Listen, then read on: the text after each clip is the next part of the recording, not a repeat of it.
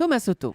C'est l'histoire d'un pays qui a failli faire dérailler toute l'Europe, mais qui aujourd'hui sort la tête de l'eau. Nicolas Barré, cette histoire, bonjour, c'est celle Thomas. du Portugal. Le Portugal, devenu le symbole d'une Europe qui se redresse. Un symbole, oui, et vous savez comme notre vieux continent y est attaché au symbole.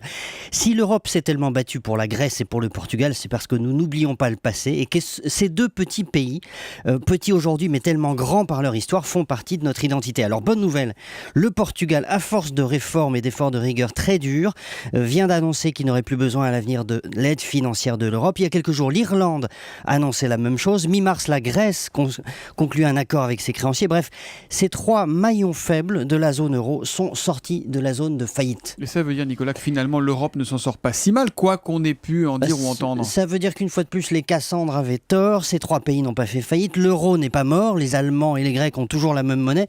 Il y a un an, c'était pas évident. J'ajoute que des banques n'ont pas sauté. Là encore, c'est un progrès auquel peu de gens croyaient. Ça s'appelle l'union bancaire, avec des règles qui permettent de prévenir les crises et d'éviter qu'en cas de pépin, ce soit les contribuables qui payent.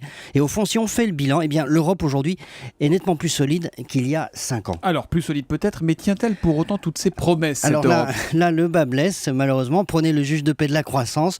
Le bilan n'est pas fameux. L'Union européenne, en particulier la zone euro, nous promettait un surcroît de croissance.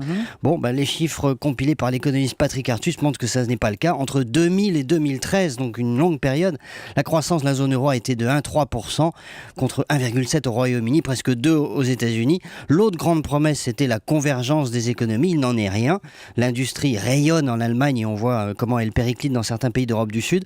Au fond, l'Europe a su gérer les urgences de la crise. Elle passe maintenant à la phase 2, celle des réformes de fond que chaque pays doit accomplir. Et là, c'est un défi d'un tout autre calibre. Et pour l'aider à aller dans un sens ou dans l'autre, cette Europe, il y a une chose à faire, c'est se servir de son bulletin de vote. Le 25 mai, élection européenne en France. L'édito éco de Nicolas Barré, directeur de la rédaction des Échos, c'est tous les matins à 8h10 sur Europe 1. Bonne journée, Nicolas. À demain.